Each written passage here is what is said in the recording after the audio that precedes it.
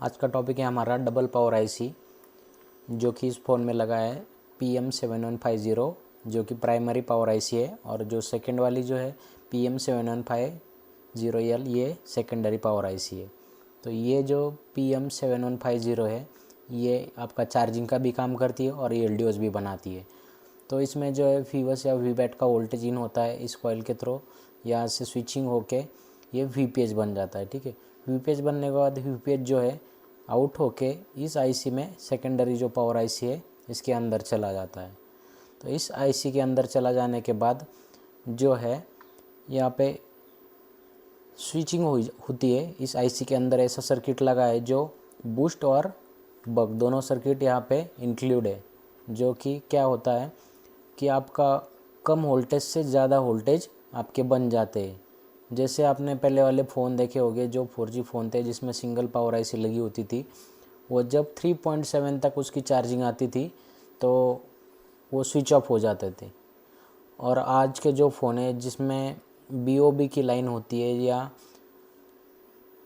Double power IC होती है, उसमें क्या होता है कि जो चार्जिंग होती है आपकी 3.3 3.4 तक आपका फ़ोन जो है चलता है। मतलब जो चार्जिंग है अब उसमें कम लगती है। तो यहाँ पे जो चार्जिंग आपकी बैटरी होती है उससे होती है, इसी कारण इन्होंने ये सर्किट को डिज़ाइन किया हुआ है। तो यहाँ पे देखिए, ये जो VPH यहाँ पे इन हो रहा है, आपको पता है VPH 3.7 से लेकर 4.2 होता है।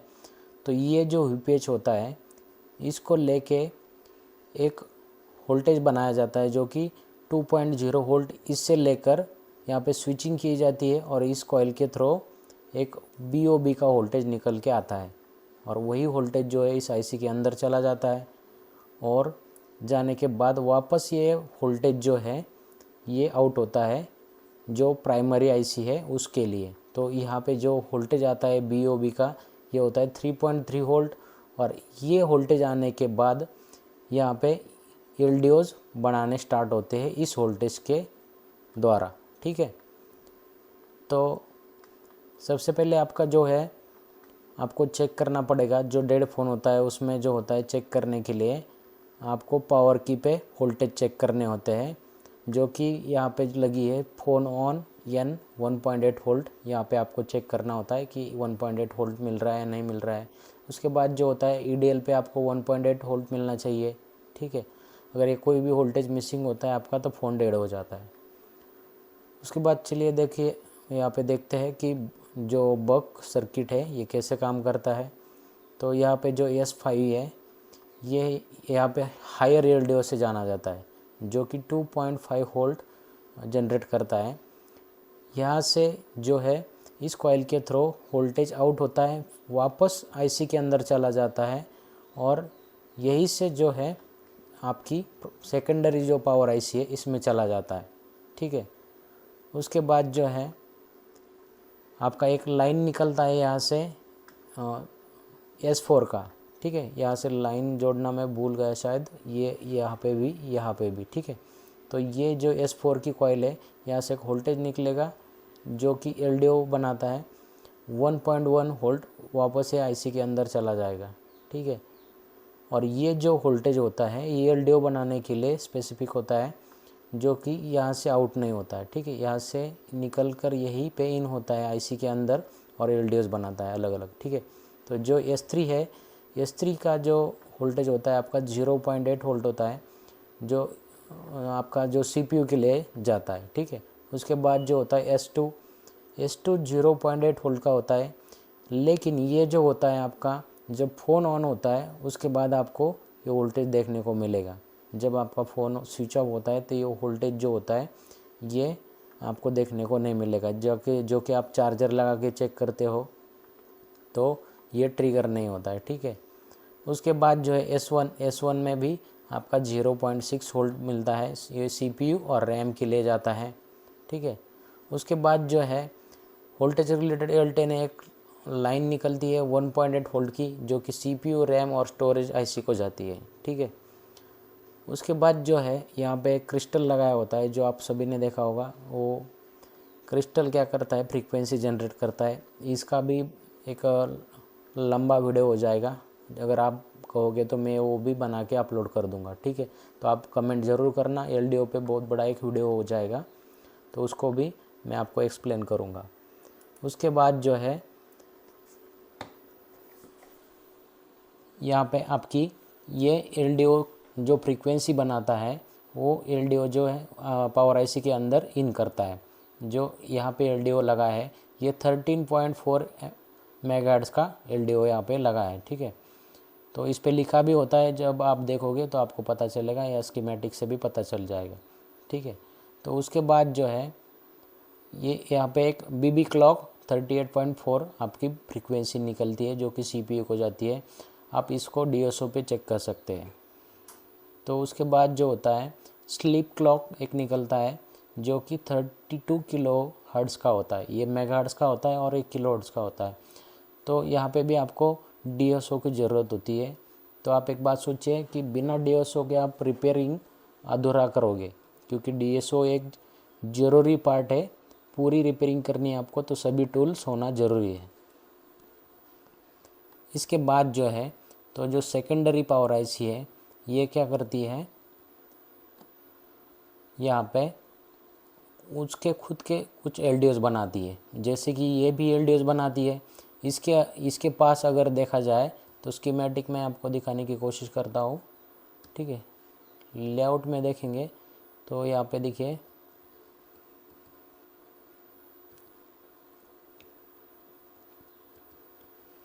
1 2 3 4 5 और 6 कॉइल लगी जाए यहाँ पे लगी है। लेकिन यहाँ पे जो आपने देखा अभी यहाँ पे 5 कॉइल मैंने ड्रॉ की है, जो कि एक कॉइल जो होती है VPH को आउट करती है, ठीक है। तो ये वाली कॉइल है, इसको पकड़कर 6 कॉइल होती है। और यहाँ पे जो है दूसरी वाली जो IC आपकी यहाँ पे टोटल 1 2 3 4 5 6 7 8 9 10 11 टोटल 11 कॉइल लगी हुई है। तो इसको भी ज़रा चेक करते हैं कौन सी वाली कॉइल क्या प्रोवाइड करती है।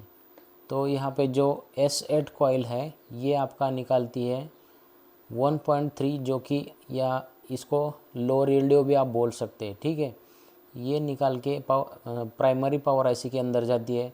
उसके बाद जो होता है S7 आपका ये 0.7 वोल्ट यहाँ पे मिलेगा आपको देखने को, ये भी CPU को जाती है। और S6 और S5 जो है ये दोनों मिलके आपका CPU के लिए 0.75 वोल्ट निकालती है। लेकिन ये जो लाइन है यहाँ पे आपको पावर ऑन करने के बाद, मतलब फ़ोन पावर ऑन करोगे तभी ये वोल्टेज आपको मिलेगा, ठीक है। उसके बाद जो है S4 पे 0.75 वोल्ट आपको CPU के लिए मिलेगा। उसके बाद S3 जो है S3 और S2 जो है मिलके 0.75 वोल्ट का वोल्टेज मिलता है यहाँ पे, जो कि CPU के लिए निकलता है। उसके बाद जो होता है 1.1 का जो वोल्टेज निकलता है यहाँ से S1 से, ये CPU और RAM के लिए होता है, ठीक है। तो यहाँ पे देखिए लास्ट में जो आपको चेक करना है, यहाँ पे एक फॉल्ट N की लाइन निकलेगी, जो कि फ़ोन में 2 4 3 5 6 जितने भी IC लगी होगी उसको एक लाइन है सिंक्रोनाइज़ करेगी, मतलब सभी के साथ जुड़ी हुई होगी। ये लाइन आपको दिखाई देगी। तो ये लाइन क्या करती है, जब भी एक IC को सेंस करती है, मतलब ये जो मेन पावर IC है यहाँ से एक 1.8 वोल्ट जो है निकलता है और इस IC के अंदर चला जाता है। जब इस IC के अंदर चला जाता है तो ये IC को सेंस कर लेता है, ठीक है। अगर ये IC ओके होगी तो ये IC क्या करती है, इस 1.8 वाले 1.8 वोल्ट को का लॉजिक लो करा देती है और यहाँ से वोल्टेज वापस इसी लाइन से ये IC खुद भेजती है 1.8। तो इस लाइन पे जो है 1.8 वोल्ट मिलेगा और ये वोल्टेज आने के बाद आपका वापस आपकी जो प्राइमरी पावर IC है उसके अंदर चला जाएगा। तो इससे क्या होगा कि जो ये IC है बाकी के जो इसके पार्टनर होते हैं इनके साथ कांटेक्ट करती है इस लाइन पे। तो यहाँ पे और भी प्रोटोकॉल होता है, लेकिन यहाँ पे जगह कम होने के कारण मैं वो ड्रॉ नहीं कर सकता। अगर आप और भी डीप सीखना चाहते हैं तो हमारे क्लास ज्वाइन कर सकते हैं, ठीक है। तो इस IC के साथ ये कम्युनिकेशन करेगी और इसको पता चलेगा कि ये IC ओके है या नहीं है। अगर इस आईसी में कुछ फॉल्ट आता है या कुछ दिक्कत आती है तो ये क्या करेगा, इसका लॉजिक लो करेगा और ये जो है सभी वोल्टेज को निकालना बंद कर देगी, मतलब सर्किट को डिसेबल कर देगी। ठीक है, उसके बाद जो होता है आपका पावर ऑन रीसेट जो निकलता है, मेन आपकी पावर आईसी होती है उससे, जो कि सीपीयू को जाता है, और सीपीयू से एक लास्ट में सिग्नल आता है जो कि पीएस होल्ड का, जो आपके वोल्टेजेस होते हैं वो सभी ओके होने के बाद ये पावर ऑन रीसेट जाता है सीपीयू को, और सीपीयू तब जाके सभी यहाँ पे पीएस होल्ड एक पावर आईसी को भेजता है 1.8 वोल्ट, इस पे भी मिलेगा आपको और इस पे भी मिलेगा।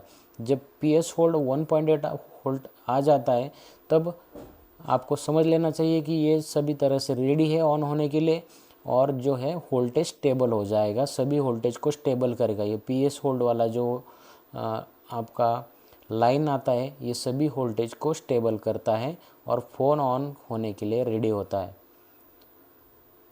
तो आपको यहाँ पे जो नया सर्किट है 5 जो फ़ोन में आ रहा है, इसमें जो चेंजेस है ये आपको दिखाई दिए होंगे। मैं आशा करता हूँ कि आपको ये वीडियो बहुत जल्दी से मैंने बहुत छोटा बनाया और आपको समझ में आया होगा, ना कि कोई लंबी चौड़ी कहानी है जो कि फास्ट वेज में मैंने आपको बता दिया। यहाँ पे जो अलग कुछ दिखाई दे रहा है आपको इन दोनों आईसी में, ये जो है बॉब सर्किट, ये बहुत अच्छा सर्किट है जो कि आपकी बैटरी सेविंग करता है और कम वोल्टेज को लेकर ये ज़्यादा वोल्टेज बना रहा है। यहाँ पे देखिए 2 वोल्ट को यहाँ पे इन्होंने लिया वीपीएस से और 3.3 वोल्ट को स्विचिंग करा के यहाँ पे इन्होंने आउट किया, मतलब 2 वोल्ट से 3 वोल्ट इन्होंने बनाए जो कि आपकी बैटरी को सेविंग करने में बहुत हेल्प करते हैं। ठीक है, और ये जो 2 पावर आईसी 3 पावर आईसी लगती है, ये क्यों लगती है, जो कि सीपीयू जो होता है हमारा उसकी रिक्वायरमेंट बढ़ती चली, इसकी वजह से यहाँ पे ज़्यादा पावर आईसीज़ का यूज़ होने लगा, ताकि जो एक आईसी होती है उसके ऊपर बर्डन ना पड़े और बाकी जो है उसके पार्टनर लगाए गए। ठीक है।